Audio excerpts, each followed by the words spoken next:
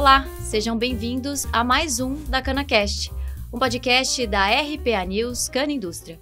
Eu sou a Natália Querubim e no episódio de hoje o bate-papo vai ser retroceder um pouquinho a história do setor sucroenergético, falar um pouquinho das dificuldades e desafios que esse setor passou ao longo dos últimos anos, como que a indústria de base, de Sertãozinho aqui da região de Ribeirão Preto, ultrapassou, se renovou, e vamos falar de novidade principalmente, falar um pouco do que vem pela frente, quais são as novidades para o setor, qual que é o novo caminho que a gente vai seguir aí com a questão dos biocombustíveis, e vamos falar de FenaSucro, que é uma das feiras mais importantes nesse sentido. E antes de começar o bate-papo com os meus dois entrevistados, eu só queria pedir para você entrar no nosso canal do YouTube e se inscrever. Porque se você se inscrever, a gente pode continuar fazendo muitos conteúdos como esse para você. Bom, agora eu queria apresentar os meus convidados aqui. Eu tô com o Paulo Montaboni, que é o diretor da FenaSucro Agrocana, que é a maior feira de bioenergia que a gente tem no Brasil, que está no mundo, é isso? No mundo. No mundo. No mundo. E a gente está aqui com o Antônio Eduardo Toriello Filho, que é do Grupo Viralco, e hoje ele também é vice-presidente do CEIS-BR, que é o Centro Nacional das Indústrias do Setor Sucroenergético e Biocombustíveis. Bom, eu queria agradecer a presença de vocês aqui hoje. Eu vou corrigir meu microfone aqui. Queria agradecer a presença de vocês. Eu acho que a gente vai ter um bate-papo bem bacana aqui, bem interessante e bem pensando em futuro mesmo, né, Paulo? Mas para falar de futuro, eu tenho que falar um pouquinho de passado, porque eu queria retomar um pouquinho como é que foi para vocês, como é que foi a gente ter... O setor vem ao longo dos últimos anos, o setor sucroenergético, ele tem conquistado muitas coisas, mas ele também sofreu muito nos últimos anos, questões políticas. E eu queria perguntar para vocês dois, como que vocês analisam nos últimos anos essa crise que o setor passou, e, Toniello, acho que você podia falar um pouquinho da indústria especificamente, da indústria de base, que eu acho que como representante do CEIS você pode falar, como que as indústrias ultrapassaram esse período, que foi difícil para o setor. Obrigado, Natália, estar aqui no teu programa, muito feliz. E também agradecer meu companheiro aqui de feira, que é o Paulo, que faz parte, hoje o CEIS é parceiro da RID, e RX. RX. É que eles inventam pão de nome, agora é RX. Agora é RX. O setor nosso, ele é que eu falo, o setor, há 50 anos atrás, quando foi feito para o álcool, o setor foi para ter começo, meio e fim. Era isso a intenção do Pro Álcool, por causa que a gente tem aquelas... E tem até hoje, não mudou, o nosso problema geopolítico, que é essas guerras, que tinha naquela época, teve problema de petróleo e está tendo agora de novo essas oscilações. Então, o Pro Álcool veio para isso. E ele tinha um propósito de acabar, porque era para passar aquela crise de desabastecimento que teve o mundo de petróleo, Só que nós conseguimos o quê? Nós conseguimos mostrar que não tem esse fim, porque é um produto que nós conseguimos mostrar que o etanol é um biocombustível, um produto renovável, um produto que hoje está aí com vários segmentos para ele ter, não só combustível carburante, mas como combustível carburante, mas como agora o SAF, biometano, energia, enfim. Então o setor ele conseguiu mostrar isso e conseguiu provar por ele mesmo a sua competência de estar hoje onde está e concorrer com um produto que é muito difícil, que é a gasolina, e que a gente tem vamos falar assim, um concorrente muito forte, que é o Brasil, que é a Petrobras. Então hoje o próprio governo, a própria Petrobras vê que o etanol ele faz parte dessa transição energética que o Brasil precisa. E naquela época, eu falo assim que os usineiros naquela época, que hoje são empresários do setor sucroenergético, tiveram essa sabedoria de conseguir ter essa eficiência no etanol, depois vinha a parte de energia elétrica há quase 28 anos atrás, E no fundo, a gente da indústria de base teve também a feira, que a feira ela acabou ajudando o setor nosso a mostrar, porque a gente tinha um problema sério, a gente não conseguia, porque hoje você vai comprar um carro, ele tem um teste, tudo é testado, até um avião é testado, vamos falar assim. Agora você vai comprar uma turbina, uma destilaria, uma moeda, ele não testa. Não tem como testar, você tem que testar na usina. Então, você não sabia se funcionava ou não. Então, a usina ela teve essa parceria com a indústria de base, de ter testes lá. Vamos falar assim, o nosso grupo mesmo já teve testes de turbinas na época para a empresa de Sertãozinho, para fazer testes na época, durante a safra, para testar se ia dar certo, se não ia. Então, assim, são várias coisas. Máquina, equipamentos, aqui as colheitadeiras de cana. Então, assim, tudo isso foi uma parceria entre indústria, usina, né, a engenharia, a feira sendo parceira nesse negócio, porque tem muitas tecnologias que veio a feira que trouxe, principalmente energia elétrica, né, Paulo? Sim. Eu lembro até hoje, toda essa época, né, quando nós começamos a colocar energia na linha, lá em 1900 e tarará, e onde deu o boom do setor 99 para 98 para 99, muitos falavam assim, mas vocês é doido. O negócio nosso é produzir etanol e açúcar. Vocês querem colocar energia? Ninguém acreditava em energia elétrica há 25 anos atrás, 27. Hoje já a geração é um grande, né? Hoje é grande ganho para a usina também. Hoje é o terceiro produto. Agora está falando em biogás, em biometano, em SAF, em hidrogênio. Então, assim, já você vê como o setor nosso está caminhando com tecnologia. Por quê? Porque a indústria de base, porque como lá no começo, a usina ela ajudou esse pessoal a testar. Só que quem tem a tecnologia, quem inventou essa tecnologia, criou essa tecnologia, foi a indústria de base. Foi o pessoal que fabrica moenda, fabrica destilaria, fabrica turbina, geradores. Eles tiveram essa tecnologia, só que não tinham onde testar. Aí pegava o pessoal de usina, tinha medo. Foi, testar uma turbina aqui para gerar energia, esse cara é doido. Então, assim, e muitos foram deixando, foram acreditando. E essa indústria conseguiu testar isso e conseguiu mostrar para o mundo, o Brasil para o mundo, que a gente tem tecnologia de ponta, né? Quando a gente falava também naquela época, a gente tinha aquelas caldeirinhas, baixa pressão, caldeirinha que gastava energia pra caramba, gastava bagaço pra caramba. Hoje, aí, quando na época falava de turbina de caldeira de alta pressão, de 100 bar, de 87 bar, né, 90, a gente não acreditava no negócio daquele. A hora que começou a montar, isso aqui é um trem de doido, né? Não tinha material, tinha que importar. E hoje é um negócio padrão de usina, né? Tem uma caldeira de alta pressão, que hoje tem eficiência, tem tecnologia, operam praticamente, a caldeira opera sozinha, né? Naquela época, quando não tinha isso, bom, hoje, sem a tecnologia, você não consegue operar uma caldeira dessa, né? Naquela época, antigamente, conseguia, né? Quantas vezes na minha época de infância, que minha infância foi brincar no monte de bagaço, né? Tem aquelas dunas de areia. Então, às vezes, eu gostava de brincar nas dunas de bagaço, né? Era tão gostoso aqueles montões de bagaço. Olha só a infância dele, né? Não, brinquei muito. Caía aqueles buracos, sumia, né? Eu ficava doido. Quando vocês começaram a fazer cogeração lá? Cogeração 99. 99, ó, bastante tempo. 99. E, Paulo, falando de feira, né? A feira também passou por um boom lá 2008, 2009. Eu lembro que eu já participava da feira, né? Era uma feira gigantesca e tudo mais. Então, a gente teve mesmo um momento muito de boom, né? E como é que foi para a feira ao longo desses últimos anos também? Essas mudanças que foram acontecendo, né? No cenário do segmento. Bom, obrigado, Natália. É uma delícia estar aqui com você, com o Tonho, meu irmão de empreitada, de feira, de longa data, né, Tonho? 26 anos, né? 27. E tá podendo falar um pouco mais da história de um setor, né, que praticamente começou no interior e está ganhando o planeta Terra, né? Quando a gente fala de Sertãozinho, de Fenasucro, de toda essa família que construiu, né? Como o Tonho estava falando agora há pouco, quem construiu o setor, os equipamentos do setor, foi o próprio setor, né? Esse intercâmbio técnico-comercial que nós temos no nosso setor é diferente de qualquer outra indústria. Né?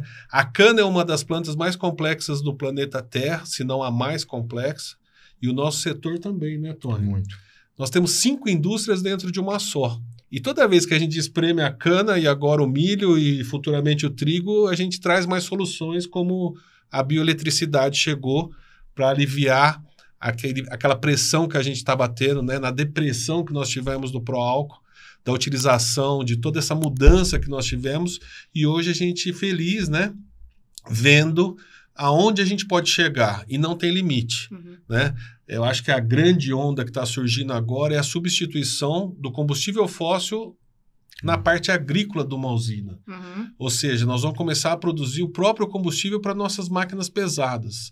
E isso vai fazer uma eficiência totalmente diferente. Então, de novo, a hora que a gente é exprimido, a hora que a gente é desafiado, a gente consegue entender como gerar uma nova oportunidade. No final das contas, as nossas antigas destilarias, nossas fábricas de açúcar, nossas usinas de cana-de-açúcar e hoje nossas biorrefinarias vêm ganhando espaço.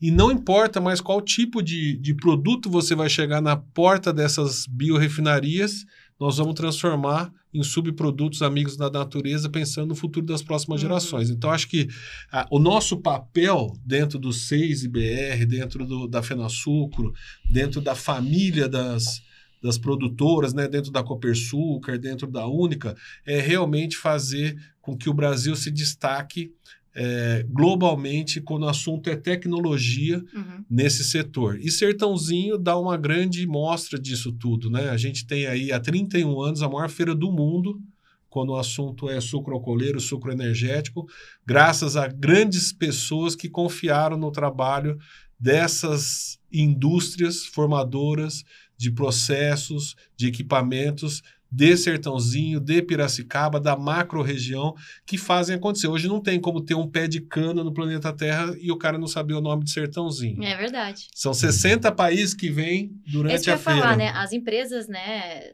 O Tonho pode falar, acho muito bem sobre isso. As empresas, elas se diversificaram muito ao longo dos últimos anos também, né? Quem atende, às vezes, só um equipamento específico de cana, começou a desenvolver outros tipos de equipamento para outras demandas também. A Sertãozinho hoje, que a crise, na época que teve aquela crise, o pessoal fez essa...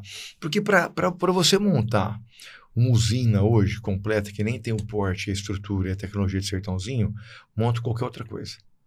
É que eles não tinham isso, eles eram voltados para o setor. Só que o que eles tinham de ferramenta, eles conseguiam ir para qualquer outro lado. Mineração, enfim. Petroleiro, parte de papel celulose. E o pessoal, na época, muitos de Sertãozinho foram. E muitos continuam ainda. Tem muitas indústrias de Sertãozinho que têm uma tecnologia muito grande. Muito grande, uma tecnologia muito boa. E hoje eles trabalham com metade para o setor, metade para a mineração. Uns continuam ainda no setor porque gostam do setor. Então, acho que um grande exemplo do que o Tonho está falando, e aqui gostou do podcast e a gente interagir aqui, por exemplo, a Smar. A Smar é uma empresa de Sertãozinho que tem equipamentos dentro dos porta-aviões nucleares dos Estados Unidos. Olha que bacana, E começou dentro do setor sucroenergético. Mas não vamos longe. Quando na época a TGM, que hoje é a VEG, né? Na época as turbinas, que nós começamos a colocar energia na linha, porque naquela época de 99 para 2000, aí você tinha as turbinas os geradores, quer dizer, que colocavam energia na linha no Sistema Integrado Nacional de Energia, que é o SIN, que o Brasil hoje é um dos poucos, eu acho que é uns ou muito poucos países do mundo que tem a energia inteirinha interligada no Brasil inteiro, né? Porque os outros países são estados, né? São diferentes. E aqui a gente colocava energia aqui na Viralco, aqui em Pitangueiras, que colocava no sistema integrado e ia para o Brasil inteiro. Então, naquela época, você tinha que ter turbinas com poucas oscilações, porque senão você oscila o gerador, você oscila... Então, você tem um problema tudo da linha. Então, naquela época, a TGM tinha reguladores da turbina que eram praticamente os similares a reguladores de turbina de avião. Então, você vê como que é. Os reguladores de turbina... Então, quando nós colocava, na época, um regulador desse, há muito tempo atrás... A gente olhava aquilo lá, como vai mexer num negócio desse, né? Eu lembro de uma situação que o Tonho está falando, a gente teve a Rolls-Royce fabricando turbinas para o setor sucroenergético já. Com logomarca da FenaSucro e tudo mais. E eles abandonaram o setor porque uma empresa de Sertãozinho, que hoje foi comprada pela VEG, né, fazia tão bem o trabalho deles que não tinha como competir no mercado. Então, hoje você pega quais tipos de turbina nós temos dentro das usinas hoje, você vai contar 3 fornecedores no máximo. Né? Então, isso faz com que o Brasil se desponte cada vez mais como líder nessa tecnologia. E a gente tem que tirar o chapéu para essa galera das antigas que trocou essa informação. Que testou tudo de Exatamente. Né? Que testou tudo acontecer, né? É verdade. É verdade. E Toniel, do ponto de vista de usina, né? Pensando nas usinas, né? Hoje, você enxerga que o mercado, né? A indústria de tecnologias, ela já avançou bastante. Eu penso muito na indústria, né? Porque na parte agrícola a gente viu muita coisa também, muitas coisas novas, colhedora de cana, Na indústria, você vê que a indústria também já se modernizou? É um conjunto, né? Eu acho que lá há muito. Você pega naquela época que tinha só açúcar e veio o etanol, já foi um boom, aí depois veio veio a energia elétrica, foi um boom na parte industrial. Aí depois veio a época vamos falar, hoje nós estamos falando de transição energética aqui no Brasil e no mundo. Vamos falar, naquela época foi uma transição, acho de tudo na usina. Quando a gente entrou para colher cana crua. Aquilo lá foi uma transformação muito grande, não na indústria, na usina inteira, nos fornecedores de equipamento, porque você fez outra usina. Porque quando você colhe uma cana com máquina, é diferente. É diferente máquina, é diferente o transporte, é outro tipo de carroceria, é outro tipo de caminhão, é outro tipo de plantio. Na indústria, é outro tipo de recebimento. Aí nós começamos a ter os problemas de desgastar na moenda, perder na extração, ter problema de desgaste na caldeira, porque a palha, ela traz muita sujeira. Infecções. Aí a palha traz muita sujeira, muita terra. Então, assim, tudo isso foi uma transformação muito grande, e aí a indústria, de novo, de base, veio com essa tecnologia de melhorar, melhorar lá no campo, a tirar a palha, tirar as impurezas, para não atrapalhar tanto nos desgastes do equipamento dentro da indústria, para não atrapalhar na fabricação do açúcar, porque tem a palha tem esqueci o nome. Sílico. Tem um nome que atrapalha na qualidade, na cor do açúcar. Então, atrapalha também, a hora que você vai flotar, ela tem um ácido na palha que atrapalha a flotagem do açúcar, que atrapalha na cor. Aí na cor você atrapalha na produção. Então, enfim, tudo isso teve uma tecnologia muito grande que a gente não vê, mas no campo lá o pessoal está fazendo. Eu acho que, fora o Proálcool que veio, a segunda grande transformação que a gente teve foi essa parte. E foi um investimento, foi outra usina, porque você faz outra usina, tanto no campo como na indústria, né? Foi muito grande. Foi uma mudança Quando a gente queimava a cana, a gente tinha uma visão do setor muito ruim. E a hora que nem o Tonho falou, a hora que a gente parou de queimar a cana e começou a ter a mecanização no campo, isso foi um divisor de águas, porque aquela visão que tinha-se do setor dos usineiros na época, né? E diferente hoje os empresários da bioeconomia, né?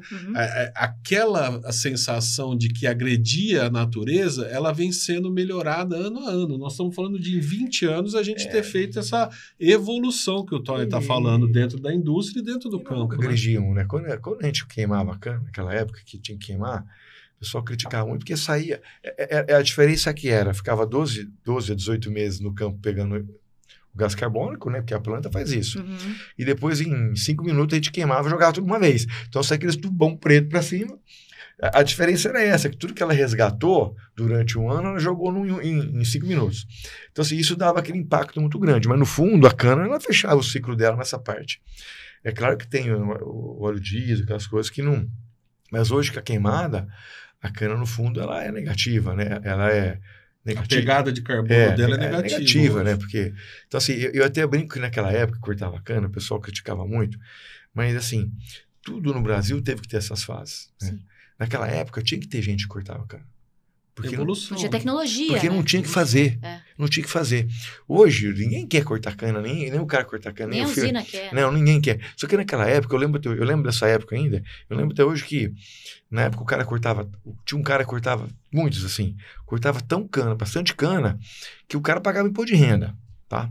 Então, eu lembro até hoje, não esqueço, isso aí é umas coisas que tem coisas que a gente esquece não esquece na usina. Eu lembro que a minha sala era do lado do chefe do departamento de RH, e foi um funcionário que cortava a cana lá, queria bater nele. Quer acabar o corte. Não, porque ele pagou imposto de renda. E o cara não sabia que era imposto de renda.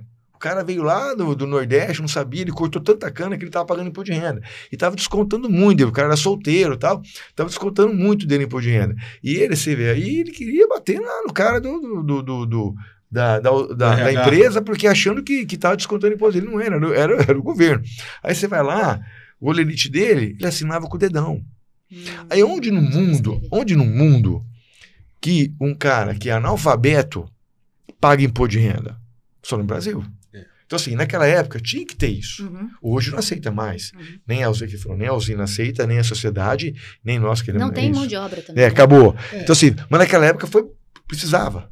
E o bonito do nosso setor, que eu acho que é legal, né? Você que é uma jornalista raiz, né, há muito tempo, conhece o setor, vive, transpira, o impacto social que as usinas geram nas cidades onde elas estão, né? Sim, O poder aquisitivo. Pela feira a gente vê o tanto que gera de emprego também, Exatamente. né? Durante a feira, o tanto que movimenta de pessoas, de hotéis nas cidades, principalmente Sertãozinho, que é uma cidade pequena, Ribeirão Preto, né? A gente tem essa sorte de estar do lado de Ribeirão para receber todo mundo, né? Uma vez a gente fez umas contas, a feira distribui lá para a nossa micro-região, vamos falar assim, lá. Lembra aquela época? É um valor alto a distribuição, né? O impacto que a gente gera de receita por expositor, por visitante e por prestador de serviço, a ordem é de 30 milhões durante os 15 dias. Na macro. Que antecede a feira, antes, durante e depois. Durante e depois. Entre hotel, restaurante, exatamente, né? prestador de serviço. Sim, com certeza. O epicentro da feira gera lá os seus 10,7 bilhões em negócio todo ano, né? E fora dali, a reverberação que tem nos outros setores é muito grande, né? Sim, a gente está falando, a gente costuma brincar que até a sorveteira lá de Sertãozinho fica feliz quando tem Fenasucro, né? Com Porque certeza. o bar enche, o sorvete vende, tudo. E esse turismo de negócio que nós temos numa cidade igual ao Sertãozinho nos possibilita, estando do lado de Ribeirão Preto, ter uma infraestrutura bacana para fazer essa feira a maior do mundo. Então, vamos falar de feira, porque a próxima pergunta seria sobre isso. E eu queria que... Bom, a Fenasucro é um grande termômetro aí para o setor também. Ela é específica do setor canavieiro. Hoje ela está ampliando um pouco o leque dela. Então, eu queria que você me contasse um pouquinho como que ela vem se transformando ao longo dos últimos anos e qual que é a pegada da Fenasucro a partir de agora, né? Vamos lá. Eu tenho a satisfação de ter como presidente emérito da Fenasucro Agrocana o pai do Tonho, que é o seu Toninho Toniello, que nos ajuda a entregar esse evento, a receber toda essa galera em Sertãozinho, trazendo para a realidade do nosso setor quais são as necessidades reais, né? Então, como que a gente entrega uma feira diferente? Como que a gente se atualiza junto com o setor, né? Como o Tonho falou no início da conversa, a feira e o setor é uma coisa só. Ela não tem dono. Ela é de um setor. Ela é de várias famílias. São de várias gerações, né? O filho do Tonho vai na feira, o Tonho vai na feira, o pai dele foi na feira, entendeu? Então tem uma família por trás, pessoas por trás de uma feira. E a gente veio construindo isso ao longo de 31 anos em Sertãozinho, levando o nome da cidade nos 4 cantos do mundo, recebendo mais de 60 países e se atualizando. Já fomos sucroalcooleiro, sucroenergético, hoje nós somos bioenergéticos, né? A maior feira de bioenergia do mundo. E ali em Sertãozinho a gente consegue reunir durante os 4 dias de evento mais de 40 mil pessoas. Então é uma migração de um setor técnico que sai dos 4 cantos do mundo para se reunir em Sertãozinho. É como Barretos, é como Magrishow, é o epicentro, é a mola propulsora e é a medida que a gente tem, né? A gente mede como é que vai ser a temperatura do ano seguinte, porque ela está estrategicamente em agosto, justamente porque é ali que se define os investimentos para a próxima safra. Né?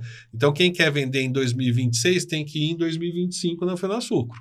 Senão não vai vender em 2026. Porque é a hora que eles estão fazendo todas as projeções e sabendo quais vão ser os investimentos que eles vão fazer. Se é em biogás, se é em SAF, se é em combustível de aviação, que é o SAF, se é hidrogênio verde, se vai fazer alguma coisa agora... É possível fazer diesel da cana-de-açúcar. Então, várias oportunidades, elas são mostradas dentro desse grande evento que é a Fenasucro Agrocana e agora com uma vertente mais técnica quando a gente fala de conteúdos, a FenaBio. A FenaBio veio justamente para abrir o leque de um setor que era só sucroalcooleiro, sucroenergético e agora passa a ser bioenergético, né? A possibilidade que as usinas hoje têm, as biorefinarias hoje têm, de produzir desde ração animal, né? É um mercado que a gente não explora muito, não fala muito, mas o ramo ração animal dentro do milho e dentro da cana é gigantesco. É exportado tudo isso e é uma indústria que está dentro da usina. Muita gente olha muito para o DDG, DDGS, mas às vezes não vê outras potencialidades. Levedura. Hoje o nosso grupo já faz uns 30 anos que já faz. É um suplemento animal. É tipo É um um whey protein. Exatamente. Tem 35% de proteína. Tem 35, então, ele literalmente é para parte da alimentação de Isso. gado. Não tem um boi, não tem um boi de É. confinamento no mundo que não está comendo. E já é o grande negócio para a usina, então. Já sim, ele hoje a gente investiu muito nisso aí, hoje tem bastante, produz bastante pelo porte nosso, a gente exporta praticamente quase tudo. Olha isso. São Ninguém tem nichos noção, de né? mercado que a gente tem que saber explorar mais, né? Então aí nós estamos falando na FenaBio do hidrogênio verde, da ração animal, da produção de Deixa eu biodiesel. só, então, desculpa, Paulo, que a gente está aí. Olha que interessante. Esse suplemento animal, essa proteína, a gente é obrigado. A gente tem que sangrar a fermentação, que a gente chama, porque todo dia você tem que tirar um pouquinho a fermentação para renovar. Uhum. Porque a fermentação é ser vivos, as leveduras, e você tem que tirar um pouco de levedura Para renovar. para ela mesmo se renovar, produzir novas leveduras e para ela continuar ativa. Então, antigamente, o pessoal fazia isso e destilava, jogava para vinhaça, né? Uhum. Hoje a gente seca, onde faz Esse alimento. essa proteína animal, essa ração, esse suplemento animal. Então você vê que interessante. E isso vem sempre de um desgaste, né? Que nós vamos fazer com as sobras? Por isso que quando a gente fala numa indústria mas por isso de que eu tô ciclo falando, fechado, a gente evoluiu muito, gente. Muito, O setor muito. evoluiu muito. Se a gente for analisar os últimos 20 anos para o setor sucroenergético, bioenergético, ele evoluiu muito e eu acho que agora a gente vai evoluir de uma tal forma, porque, tipo assim, nós temos 5 grandes vertentes a serem atualizadas através do projeto Combustível do Futuro, né? Que é de autoria do Arnaldo Jardim, que é fantástico e faz uma diretriz estratégica de um governo que não é desse governo, do governo passado, é uma política pública nacional, que são os biocombustíveis, né? E quando a gente fala biocombustível, o universo é muito maior do que só a cana, do que só o milho. Nós estamos tendo no Rio Grande do Sul etanol feito de trigo. Tetricale, e vai embora. Nós temos etanol feito de várias coisas. Nós temos hoje, por exemplo, eu estava falando do potencial do biodiesel, que aumentou para 15%, o etanol foi para 30%. Isso, os impactos que a gente está falando são gigantescos, tanto para o meio ambiente, né? Preservando o futuro das próximas gerações, quanto para a geração de renda, para a geração de emprego e novas tecnologias, né? E então, a gente vai voltar a falar de E30 aqui, mas eu queria que você voltasse a falar da FenaBio e explicasse para o pessoal, estruturalmente, o que a gente vai ver na feira de diferente, e vai ser um evento com algumas palestras, né? A gente sempre teve palestras na FenaSucro, sempre teve alguns eventos técnicos, né? Muito técnicos, inclusive, eu já participei de algumas palestras. Como é que vai ser esse ano, então, essas palestras? Se você puder contar, eu sei que vão ter algumas personalidades que vão participar também, né? Com certeza. A FenaBio veio justamente para preencher essa lacuna aqui na nossa feira de eventos técnicos que dê uma previsibilidade de futuro para que eles possam enxergar aonde vão depositar ali o direcionamento dos próximos anos das usinas. Então, na FenaBio, nós vamos tratar sobre as novas vertentes que nós temos dentro do setor, com palestras de pessoas renomadas, né? Então, quando a gente fala de biodiesel, quem que nós estamos trazendo? O presidente da B8, o presidente da Cargill, que estão fazendo movimentos globais expansão, né? Inclusive. Em busca de novas tecnologias. A transição energética global, quando a gente fala, ela não tem uma rota única. Não é o etanol que vai salvar o mundo, não é o biodiesel que vai salvar o mundo, é um conjunto de soluções que vão estar sendo discutidas dentro da FenaBio, que vão ajudar o planeta a depender cada vez menos do combustível fóssil. Essa que é a ideia principal. É a gente estar atualizando a nossa indústria através de palestras, conteúdos e pessoas que não estão falando em outros eventos, que escolheram a FenaBio para vir falar. Exemplo da Lecar, por exemplo, o CEO da Lecar vai trazer um case de sucesso onde um carro nacional vai fazer 1.000 quilômetros com 30 litros de etanol elétrico. Então, não está na boca do povo, vai ser falado na FenaSucro, vai ser falado na FenaBio. Nós vamos falar de novas oportunidades que a Selem está fazendo lá no norte, fazendo a Macaúba virar biocombustível. Então, são essas novas vertentes que nós vamos estar discutindo e essa vertente hoje, o biogás, que está sendo implantado de uma maneira assim brutal. Eu acho que nós vamos enxergar rapidamente, igual o nosso governador falou, né, Tonho? A transição energética no campo, saindo de um combustível fóssil e passando para um combustível natural, fazendo que a eficiência energética dessas usinas aumente e seja uma indústria de ciclo fechado para que a gente consiga exportar cada vez mais produtos acabados e não commodities, né? Sim. Como é que se enxerga isso, Tonho? Você que está na usina, também no dia a dia da usina, vocês estão olhando para essa questão de biogás, biometano, já também pensando na questão da frota Sim. agrícola, a frota de tratores, né? Sim, a gente está até já com um projeto andando já, né? Com uma planta de biogás, né? Biogás e biometano, já para 2027, né? É que tem um prazo, já tá a empresa montada, né? Que vai chamar Tonielo Biogás. Que legal. E já está fazendo os procedimentos para começar a montar o biogás, né? A planta de biogás. E a pergunta que não quer calar. Eu vou pôr uma pimentinha para você. Adoro. Aqui. A visão, a estratégia do biogás para o Grupo Viralco, ela está mais focada em abastecer os seus próprios equipamentos que são utilizados na usina ou disponibilizar isso numa rede para fazer commodity? Qualquer um. A gente estudou todos os rede lá na região, na usina de Pitangueiras não é rede, né? É distribuição com caminhões que até uma quilometragem é viável, acho 100 e poucos quilômetros é viável. E também usar nos caminhões também, né? Porque hoje você acaba também tendo a economia do teu próprio diesel e você acaba também sendo negativo na parte de emissão de gás carbônico. Os maiores custos de CTT é combustível, é diesel, isso, né? 30%. Só que assim, a gente tem esses dois pensamentos, porque como a produção é grande, né, pela cada planta, a gente vai usar todos os dois, né? A intenção é usar os dois. Essa autossuficiência que nós estamos prestes a conseguir dentro do setor é uma coisa que não existe. De novo, não existe. Nós somos a jabuticaba. E aquela cara, coisa, esquece. O que era vinhaça? O que era vinhaça? Que era vinhaça? Era um problema que virou uma solução, é ouro. O que era o bagaço?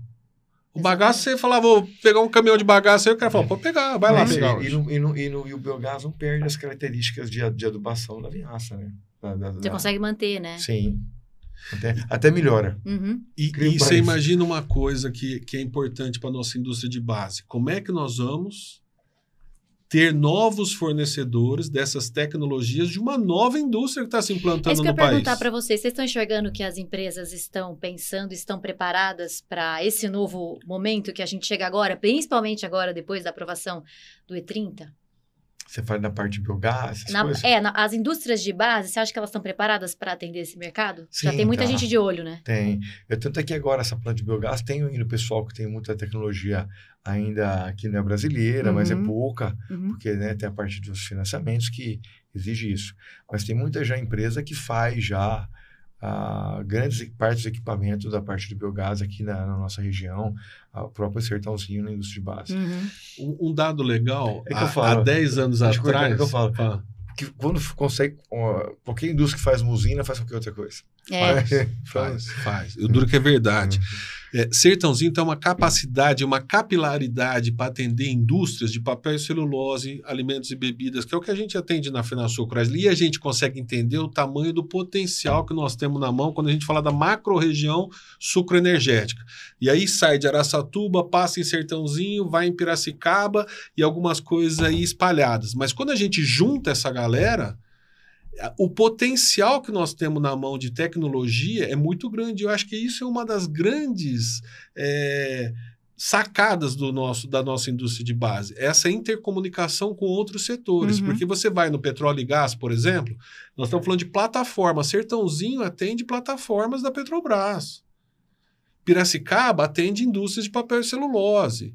Indústria de alimentos e bebidas. E isso, quando eu falo alimentos e bebidas, nós estamos falando de Ambev, nós estamos falando do leite Italac, nós estamos falando de vários setores que, intercomunicando, a gente traz solução para dentro da nossa indústria. Porque quando a gente fala usina, aqui a gente está falando, né, da cana-cash, acho que todo mundo sabe que é o nosso setor. Mas quando a gente vai para para o mundão, que ninguém sabe o que é cana, não sabe o que é usina, você explicar para uma pessoa que dentro de uma indústria só, você tira 5, 6, 12 produtos ali de dentro, sendo um deles alimento, bebida, combustível, energia, biogás, biometano, vai embora. A gente está falando de levedura, ração animal. E a hora que você começa a enxergar esse ecossistema que está se formando, nada se inventa, né? Do lado das fazendas tinha o porquinho, tinha a vaquinha, tinha a hortinha, tinha tudo. Tinha geração de biogás lá na casa da vovó. Tinha a serpentina de água que passava lá, né, que esquentava a água do chuveiro. Hoje, essas biorefinarias, elas vão virar ecossistemas que vão produzir. Você vai no Mato Grosso ver uma usina de etanol de milho, o gado está a 200 metros comendo DDG. A logística que tem nisso daí é fantástica. Então, você começa a enxergar que nós estamos reinventando um setor que se reinventa todo dia. Com certeza. Com esses novos produtos. Nós estamos falando de produzir hidrogênio através do etanol. Quebrar essas moléculas, fundir novamente e gerar eletricidade para um carro. Né? Elon Musk, que me desculpe, mas ele está errado com o carro elétrico. Acho que ele até já desistiu. Vai desistir. Então, é isso que eu acho que põe esse sorriso no nosso rosto, faz a gente acordar cedo e batalhar por esse setor. Né? E aí, falando de Fenaçucro, voltando à feira um pouquinho, qual que é a expectativa que vocês têm, pensando justamente nessa aprovação que a gente teve agora, né? Eu até queria que vocês falassem um pouquinho. Qual que é a expectativa que vocês têm? Eu acho que o setor tem muito aí, a gente tem a possibilidade do E35, né? Mais para frente, quem sabe, já é uma coisa que está, né, se falando. Eu queria que vocês falassem um pouquinho de que vocês enxergam, acho que do ponto de vista da usina, do ponto de vista de produção, o setor está preparado para isso, o setor... Vai pensar, porque a gente tem um mix hoje mais açucareiro, né? A gente vai pensar, vai mudar esse mix aí, qual que é a sua expectativa? E do ponto de vista da feira, qual que é a expectativa para vocês de mais visitantes, de fora? O que vocês estão esperando, né, com isso também? Esse foi o pedido antigo que a gente vem no governo, né? E agora o presidente Lula, junto com o ministro de Minas e Energia, o Alexandre Silveira, eu acho que foi muito importante o trabalho do ministro, né? Para fazer esse trabalho do presidente ontem, assinar e fazer parte do Conselho Nacional de Política Energética, que autorizou, né? É claro que a gente foi feito estudos o Instituto Técnico Mauá que fez esse estudo apesar que quando você coloca 27% na gasolina, no etanol, já tem estudo para 31%. Então, foi feito estudo para 31% e coloca 27%. Agora, a gente fez o estudo, junto com o Ministério, para 35%. Então, o estudo que foi feito foi com 30, foi com 35. E não teve problema nenhum. Né? No carro, não teve condicionado. Eu vou falar que tem E70 no mercado. Pelo contrário, ele melhorou a octanagem da gasolina de 93 para 94, né? Porque a gasolina pura tem 83 de octanagem. Então, agora que essa mistura de 3% já passou para 94, que isso melhora muito a potência e a qualidade do combustível, né? Isso conseguiu mostrar, fora que não acontece nada com o carro, conseguiu mostrar tudo isso para o governo. Nós vamos reduzir a dependência de petróleo, a gente vai passar a ser exportador de petróleo, não vai ter mais o PPI, lembra? PPI, preço paridade de importação, agora vai ter o PPE. Preço paridade de exportação, porque tinha o PPI, que é preço paridade de importação. Então, você vai mudar tudo isso. Então, isso é muito importante. Autossuficiência, né? Em gasolina, eu acho que é fundamental, né? Que a gente vai exportar, você reduz o preço do combustível, porque hoje o etanol anidro é mais barato que a gasolina A, que sai da refinaria, né? Acho que tem um estudo de 0,11 centavos, né? 11, mas tem que chegar na cadeia, né? Isso também reduz a emissão de CO2, né? O estudo desse 1,5 bilhão de litros que vai ser misturado a mais durante o ano, dá quase 3 milhões de toneladas de CO2 a menos que é emitida, né? Fora a geração de emprego e renda, né? E tudo isso o setor está preparado. Então, até com milho hoje está com 27% do etanol produzido, e hoje é milho, né? Então, o milho também está com um investimento muito grande. E as usinas também, elas estão hoje com mix açucareiro, mas elas têm destilaria, a parte sobrando para reverter essa parte se precisar para etanol. Perfeito. E do ponto de vista da feira, né? Com essa boa notícia, né? Você falou que foi uma boa notícia, chegou num bom momento. Você acha que até com essa nova ideia da FenaBio, né? Ou seja, ampliar esse espectro de empresas dentro da Fenaçucro, isso também vai ser positivo para os visitantes? Sim, o programa Combustível do Futuro ele é muito inteligente na sua criação e na composição de quem criou, né? Então nós vamos ter na abertura da FenaSucro um painel exclusivo comandado pela Datagro, pelo Plínio Nassari, com todos os componentes do programa Combustível do Futuro. Então Arnaldo Jardim, Marusa, Lupion e outros nomes que não me vêm na cabeça agora, mas que ajudaram a fazer o Combustível do Futuro, e vai ser explicado qual é os próximos passos, né? O E30 é um dos passos que nós temos junto com o B15, né? É importante. O mercado de biodiesel para a FenaSucro, para a FenaBio é importantíssimo. Os equipamentos são muito similares. A gente tem capacidade técnica de atender um mercado chamado biodiesel e que a gente não vai abrir mão disso. Então, a FenaSucro, a FenaBio, ela vem com essa pegada de abraçar outros setores e outras possibilidades, desde que bioenergias, amigas da natureza, socialmente corretas e ambientalmente corretas. Esse é o nosso perfil. E é junto com essa galera que a gente está formando um novo setor da FenaBio para falar justamente sobre essas possibilidades que o combustível do futuro vai trazer. E35, nós estamos falando de, no E30, 56 mil empregos a mais, numa mudança de chave pequena. Nós estamos falando de uma octanagem maior nos nossos veículos. Quando a gente fala de B15, a gente está também deixando de... Eu acho que agora nós estamos passando por um momento, e a FenaBio abre muito esse leque e essa discussão, Tonho. O flex, o veículo leve, ele já está dominado e já está ganhando escala. Então nós temos Colômbia, nós temos Índia, que já estão introduzindo mistura nos combustíveis e está dando certo. Então, essa pegada nos combustíveis de baixo carbono para veículos leves já está superada. Eu acho que agora é ganhar escalabilidade global e vamos tocar o pau. O próximo passo tem que ser os veículos pesados, que são os maiores emissores de CO2. Né? Então, nós estamos falando das colhedoras, nós estamos falando dos caminhões, nós estamos falando dos navios, nós estamos falando dos aviões. E esse é a lupa que nós estamos pondo junto com a FenaBio nessas novas vertentes. Eu costumo brincar, e todo mundo me critica, mas eu não vejo o hidratado sendo um produto ofertado. Mundial. O anidro vai ganhar uma escalabilidade gigantesca. É nisso que nós temos que prestar atenção, gente. Nós temos a jabuticaba, ok, a gente continua aqui, mas anidro, butanol, tem outras possibilidades que a gente não está enxergando porque ainda não tem escalabilidade técnica e comercial, que está naquela bancada de estudo do professor Pardal, querendo saber como é que faz ali, que a gente, do jeito que está tendo essa transição energética global, vai passar a ser viável e nós vamos conseguir fazer outros produtos que não só o hidratado.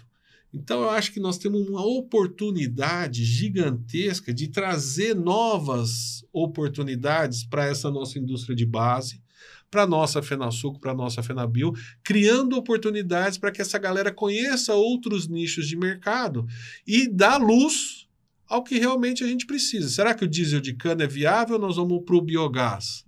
Será que os dois não são interessantes para a gente tirar o combustível fóssil do nosso negócio? Eu acho que é aí que a gente vai crescer, não assumindo só um tipo de produto, mas abraçando novos tipos de oportunidade, novos tipos de produto que vão ser eficientemente corretos com a natureza, né, Tony? Sim. E vocês devem receber bastante gente de fora esse ano, né? Olha, o ano passado nós recebemos 60 países que vieram até Sertãozinho, Ribeirão Preto, conhecer as tecnologias, né? Sempre pergunto, quem que vem de fora da palestra? Conhecer e comprar, né, Paulo? Comprar, é importante. Eles compram bastante. Compram bastante? Compram. Olha, eu sempre falo, quando a gente está junto, né? Não existe a possibilidade de você ter uma usina que produz etanol, açúcar ou cogeração de energia a partir da biomassa que não tenha um equipamento feito em Sertãozinho ou Piracicaba. Esquece. Talvez na Índia tenha um copiado de alguma coisa que eles vieram buscar aqui. Na China a mesma coisa, na Tailândia a mesma coisa, nas Ilhas Maurício a mesma coisa, na Guatemala a mesma coisa. Então, esse protagonismo que nós temos aqui em Sertãozinho, em Piracicaba, em Araçatuba, é que faz esse intercâmbio com a usina. O Tonho é dono de uma destilaria, dono de uma usina de cana-de-açúcar, dono de uma biorefinaria hoje. Ele, junto com a pessoa que desenvolve o redutor para a indústria dele, criam soluções que durante o ano de testes que nele fala, vão melhorar a eficiência desse equipamento e fazendo com que ele dure cada vez mais, fazendo com que a nossa entre-safra diminua e que a gente possa ter a nossa biorefinaria aberta para outros tipos de produto que não só a cana. Então, as usinas flex vêm com muita força aí. Cana, milho, sorgo. Então, eu acho que a nova parte de automação mentalidade... também, né, eu acho. Essa coisa da indústria, a indústria já se tecnificou, já até se tecnificou não, né, mas já está muito automatizada, né?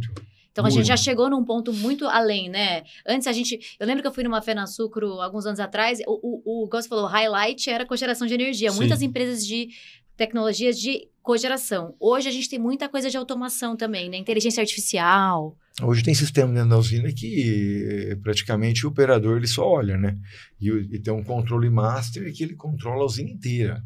Vamos supor, se vai ter um problema de moagem, ele tira automaticamente sozinho, ele tira a exportação para não ter problema no bagaço, porque vai, sabe assim, tudo isso já é interligado que até o operador vê o tempo, aquele tempo de 3, 4 minutos, isso atrapalha. Essa inteligência que tem hoje é automática, é instantâneo. Tira a cogeração para não afogar a caldeira, porque veio um bagaço um pouco mais úmido para a caldeira. Então, enfim, isso é tudo interligado na usina, praticamente. Vocês acham que tem mais alguma coisa ainda? Você, na usina especificamente, eu sei que você é engenheiro agrônomo, mas você tá dentro da indústria há muito tempo. Você acha que tem muito mais coisa ainda que já existe, poderia estar sendo implementado, ou muita coisa a vir por aí, em termos de tecnologias? O nosso setor não para, né? Ele vai ter muita coisa. Eu acho que agora, também na parte de plantio, agora, futuramente vai ter a plantar cana de semente, e vamos chegar nisso. O CTC está com um projeto muito grande nisso, montou lá uma planta, investiu numa planta lá dentro do CTC mesmo para fabricar essas sementes de cana. Eu né? fui conhecer. É massa, né? Vai conhecer? Eu fui, muito foi? boa. E é um Gostou? projeto, e vamos ser sinceros... É uma planta que você viu, não? Uma planta? Eu vi as máquinas que vão colher, né, Isso. que vão plantar o modelo de plantio, que é bem E diferente do que a gente vê hoje, Sim. muito Então, você diferente. vê, um investimento Até o muito suco de grande. plantio é diferente. Foi um investimento muito grande no IAC para fazer isso. Então você vê, quem que faz isso? Só a gente. É diferente de você pegar um milho, uma soja, que tem o mundo inteiro que faz isso. E todo mundo fazendo esse investimento. Aqui não é só a gente. Então só hoje o IAC que fez isso, então demanda muito tempo, muito dinheiro, tempo é dinheiro, né?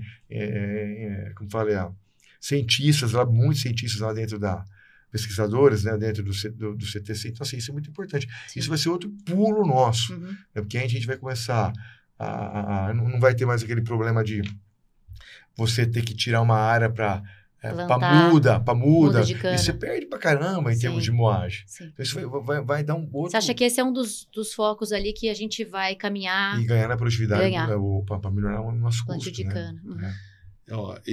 Se você fizer a mesma pergunta para mim, meu olho fica assim, né? Porque a gente fica sabendo de bastidor de tudo que pode vir a acontecer, né? Igual o Tonho tá falando. E o Diesel Verde, aquela...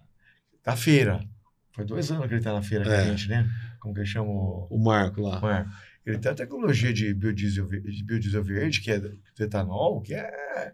E a gente tá... Que tá esperando... E a gente tá em sair. Tá em parceria com ele lá, levamos ele na Copersucar para fazer uma parceria para ele começar esse estudo. Ele precisa de um tanto de etanol, né? Para transformar isso, porque, no biodiesel. Porque tudo vai ganhando escala, né? Então, tipo assim, na bancada científica deu certo. Deu certo. Agora a gente precisa escalar. Para fazer 5 milhões de litros de etanol. 5 milhões de litros de etanol é 12, 15 milhões de reais só de etanol. Então, assim, ele precisa ele precisa de uma parceria. Porque ele já investiu muito. Ele foi lá falar com a gente levou ele na Copersucar, e a Copersucar gostaram muito disso, então vamos... Seria uma solução para os equipamentos, como o biometano. Seria produzir diesel verde. É o diesel feito... 100%. A cana-de-açúcar nos proporciona fazer a mesma coisa que o petróleo do jeito certo. Ponto. Você tem o Sheik árabe e você tem aqui os donos de usinas de cana-de-açúcar. Setor, Um ecologicamente correto, o outro Setor. não. Ué. Você Eu tem acho todo, que... quem produz cana, sim, quem sim, moe. Exatamente, Não, quem quando tem a feira. Quando eu falo nós, eu englobo todo mundo. Aham. Porque eu vejo a FENASUCRA, eu vejo você trabalhando como jornalista, eu Sim. vejo eu realizando a feira, eu vejo o Tonho fazendo Eu compra, eu vejo outro. Eu semana inteira na feira, né? Você fica. A feira é minha... É até difícil falar, né? Xodó. Eu adoro a feira. A feira, para o nosso setor, não tem igual. É difícil você ver a hora que você tem uma eu migração vou na feira, dessa. eu fico semana inteira na feira, mesmo sem ter que fazer nada, eu fico lá. Não tem nada que, eu vou lá. Conversa com alguém, vai no stand. Às vezes eu tô lá, né, vou lá na central da RX com o Paulo. Eu gosto da feira. Em termos de não só gostar porque eu gosto, mas ela ajudou muito o nosso setor e ela faz, como eu disse, a feira faz parte do nosso setor. E eu não vejo a feira sem o setor sucroenergético. Uhum. A feira Ela vai ter que ter ainda um pouco de sucro.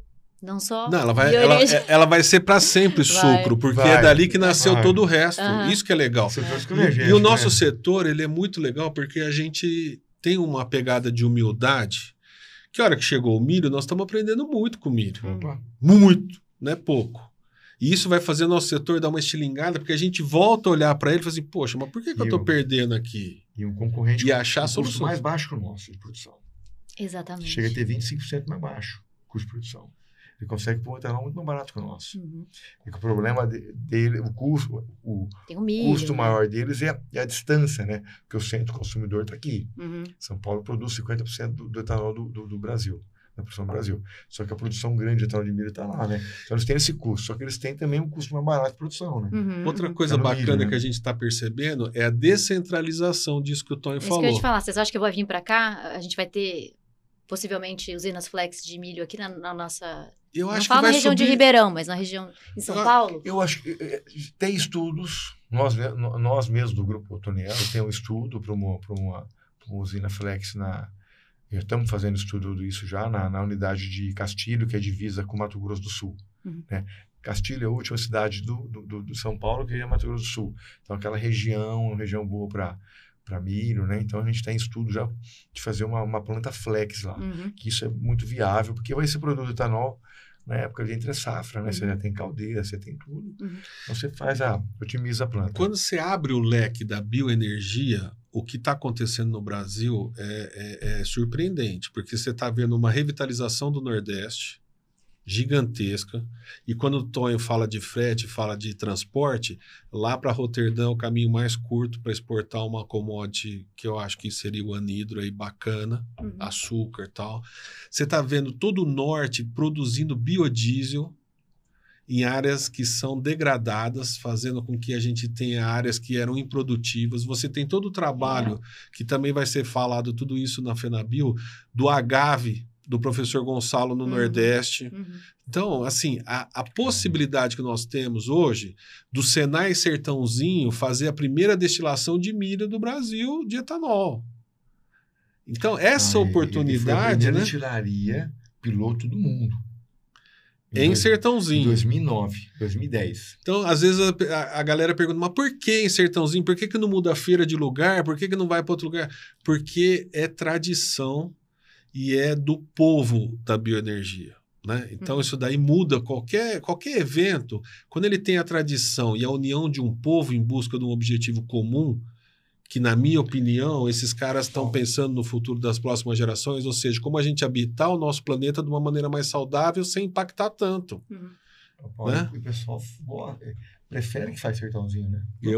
Eu tenho certeza disso. Tem pesquisa, tem estudos que A gente faz todo ano uma pesquisa que dá Que as empresas sertãozinho querem. É o epicentro. O pessoal até que visita gosta. Uhum. É o epicentro de um setor. E aí eu ia te perguntar que eu fiquei curiosa, a gente está tendo empresas de fora que estão vindo esse ano? Mais Olha, empresas de fora? esse ano a gente cresceu 12% o número de expositores internacionais. Uhum. Muita surpresa vindo, que muita legal. concorrência chegando. E aquilo que a gente falou, hoje o mercado não é brasileiro, o mercado é global. Não existe a possibilidade da gente trabalhar só com indústrias nacionais. O que está por vir, e quando eu costumo ser muito, muito, muito otimista, né? E isso às vezes a galera não entende, mas o que está por vir no nosso setor é inimaginável.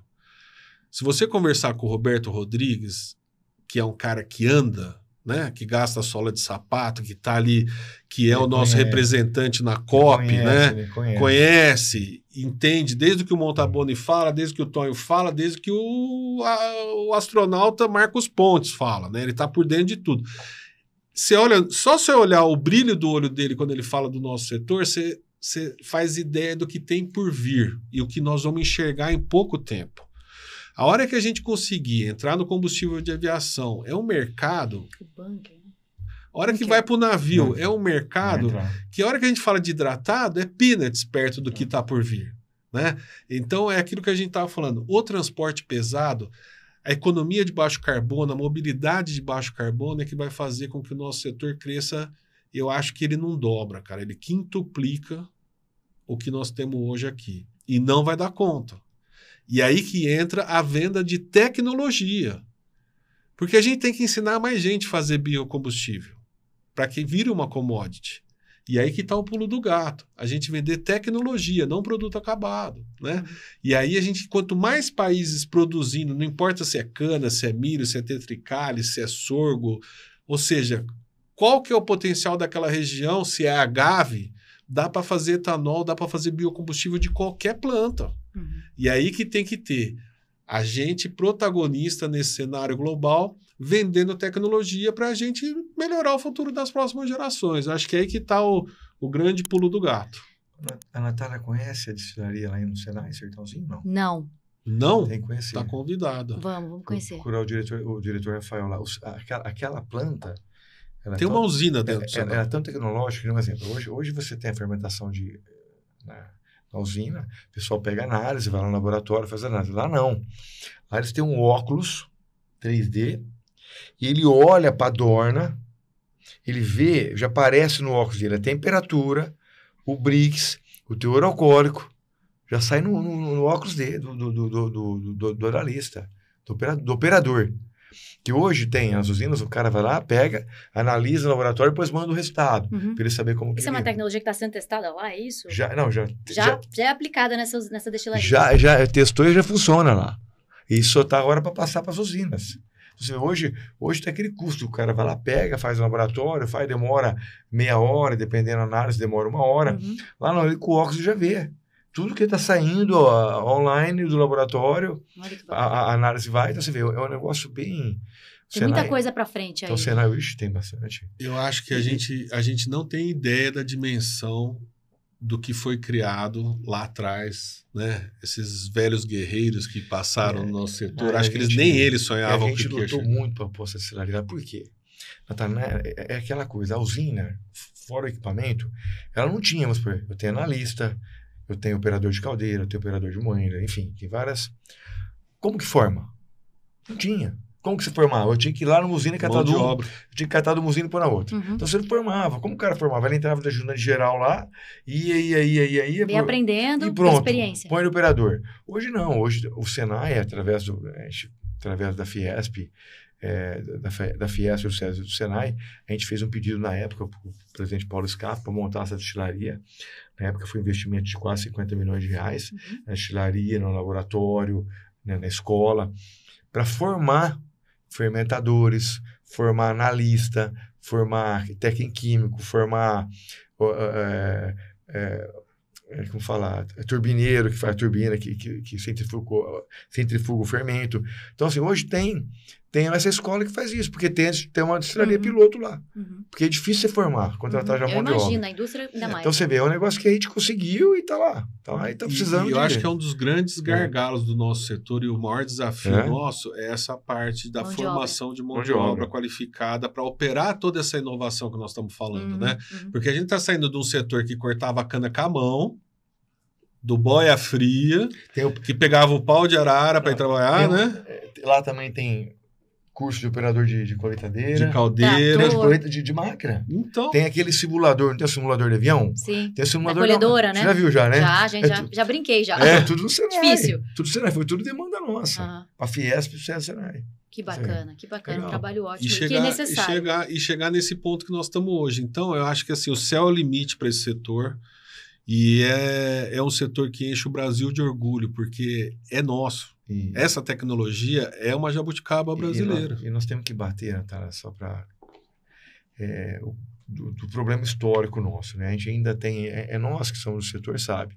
Aquele problema que, assim... o etanol, ele gasta mais. É claro, naquela época que virou o Flex, lá em 2003, 2002 para 2003, a gente tinha lá o Gol, que foi o primeiro, depois veio os Astra, aquelas coisas todas.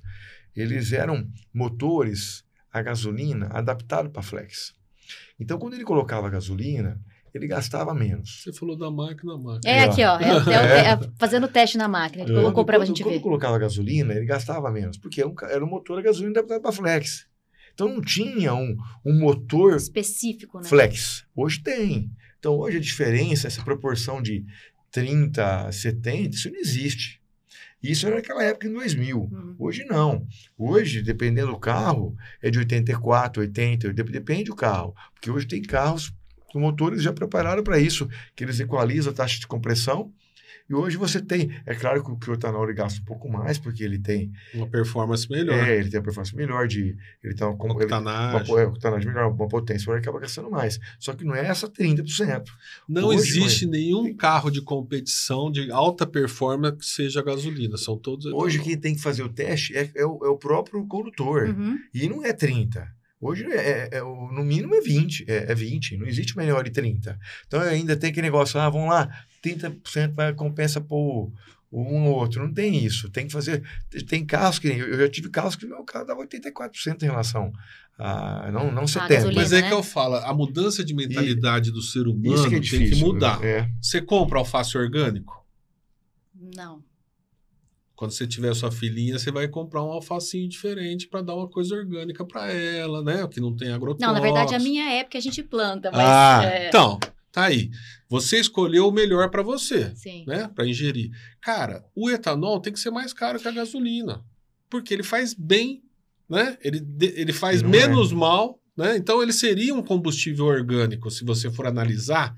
A mudança de mentalidade que nós temos que ter é assim, poxa, do mesmo jeito que você vai lá e dá preferência para um Whole Foods, você tem que dar preferência para o biocombustível. E tirar aquela coisa, que o maior problema também que a gente vê na UNO, que a gente faz pesquisas, é que o pessoal ainda, a gente faz pesquisa e fala, o carro elétrico polui menos que o carro etanol. Isso não é. Não é verdade. Não, ele polui 31 gramas megajoule por quilômetro rodado, então o etanol é 25.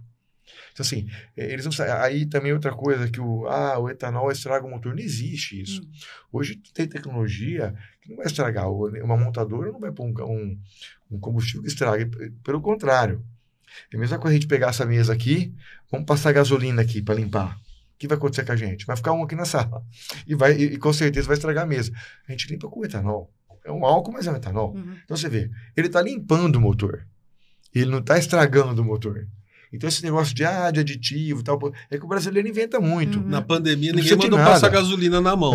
Não precisa de nada. O etanol, ele limpa o motor do carro. É igual, você cata aqueles mecânicos, eu gosto sempre de falar isso, porque o pessoal ainda tem aquele... Como fala? Que eu gosto de... preconceito mesmo. De que estraga. Você pega um mecânico que gosta, que conhece, ele fala, você pega um motor aí com 200 mil quilômetros, você abre o motor, só do etanol, é abrir um pulmão de uma pessoa que nunca fumou. Aí você abre um motor de 200 mil quilômetros de um carro a gasolina, é que um cara fumou a vida inteira, tá preto. Tá tudo... Então, assim, então não tem muita lógica esses preconceitos que existem contra o nosso produto, né? E aí cabe a nós, né, a comunicar isso também. É difícil, mas como falar conseguir? Falar para fora, Natália. A gente fala para nós, a gente converte convertido. Exatamente. Esse acho que é o...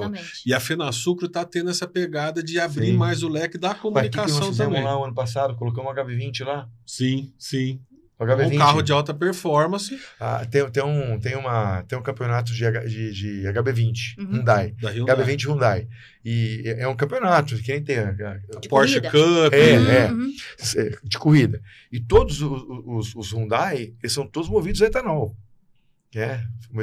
E quem fornece é uma usina, né? Que fornece esse etanol. E tem um carro lá que quem patrocina esse carro é o Grupo Viralco. E esse carro estava lá na feira no Agora passado. está na Chevrolet, né? Ai, Ele que mudou. bacana. Mudou, agora Ele- tá na Chevrolet. E etanol também. É que ele ganhou a fase, pulou de fase, né? Então ele saiu do HB20, né? E foi pro... foi pro Que Opala. bacana, que bacana. Eu acho que a oportunidade que nós temos com o nosso setor é de dar um exemplo global, né? Nós já temos a melhor preservação ambiental, o melhor código florestal do planeta Terra é brasileiro. O melhor combustível amigo da natureza é brasileiro, né? Nós temos... O açúcar não faz mal para o ser humano. Ele precisa ser consumido do jeito certo, né? Então, eu acho que criam-se várias nuvens negras em cima de um setor que só dá alegria. E aí cabe a nós fazermos com que isso se transforme em informação de alta qualidade, e eu acho que a gente tem que começar isso nas escolas, no prézinho. Porque enquanto a gente não começar a instruir a galera que está começando a formar opinião, não vai ser os velhinhos que nós vamos convencer. Então, eu acho que faz parte do nosso negócio, do nosso business, do nosso setor, instruir para que a gente tenha cada vez mais aquele agronegócio dentro das escolas, né? Passar a imagem do que é um setor, do que é um país autossuficiente, né? Em biocombustível, em alimentos, para que a gente tenha uma consciência modificada para o futuro aí dessas gerações que vêm. E eu acho que o etanol, aumento do etanol, o E30, né? Eu acho que vai trazer muitas coisas positivas, assim. Tenho analisado nas análises que eu tenho visto de muitos jornalistas e comentaristas, eu acho que vai ser um dos caminhos, né? Bom, eu queria encerrar. Preciso encerrar, na verdade, não queria encerrar. Mas eu queria saber se vocês querem deixar mais algum comentário, né? Algum merchan, venham para a feira. Quiserem, fiquem à vontade. Natália, esse merchan do Paulo, ele que faz isso. Mas você vai encerrar. Não. Ó, eu queria agradecer a oportunidade, respeito muito o seu trabalho, e a gente escolheu estar aqui com você justamente para a gente poder dialogar de uma forma gostosa, sem frescura, sobre o nosso setor. A gente está junto há muito tempo, desbravando, né? Todo dia, acordando feliz, querendo saber o que a gente pode melhorar. E isso é muito importante, acho que faz parte do ideal da vida da gente, poder defender uma bandeira com unhas e dentes do jeito que a gente defende. Deixar o convite para todo mundo, de 12 a 15 de agosto, tá lá em Sertãozinho, a capital mundial da bioenergia, de 12 a 15 de agosto, maior feira do mundo. Nós vamos estar lá com a revitalização do pavilhão, novos banheiros, novos acessos, outras entradas. A gente vai ter lá mais de 600 marcas. É o shopping center da bioenergia no mundo. Então vem para cá, você que quer conhecer um pouco mais, o credenciamento já está aberto no site, é só você entrar e se credenciar, e serão todos bem-vindos para entender um pouco mais de tudo isso que nós estamos falando sobre a bioenergia. E eu queria passar a bola aqui para o Tonho, deixar o convite também para todo mundo. Claro, eu queria agradecer a Natália, né? Acho que é importante ter pessoas como você no nosso setor, Natália. A gente precisa disso, que mostra o nosso setor, mostra informação, divulga informação, né? Principalmente da nossa feira e do nosso setor. E falar com o Paulo, né? Convidar o pessoal para a nossa feira e também convidar o pessoal para colocar mais etanol, né? Esquecer essa 30-70 e colocar etanol, que o etanol é muito importante. Abasteça com etanol. Abasteça com etanol, que ele é muito importante para a nossa economia, para a nossa geração de renda, né? Então isso faz muito, e muito importante para o nosso meio ambiente. Perfeito, gente, agradeço mais uma vez e agradeço a você também que acompanhou a mais um episódio do DaCanaCast. Esse episódio e outros episódios você confere lá no nosso canal do YouTube, que eu falei para vocês no comecinho do episódio. Se inscreva no nosso canal para a gente continuar fazendo mais episódios como esse. Até a próxima!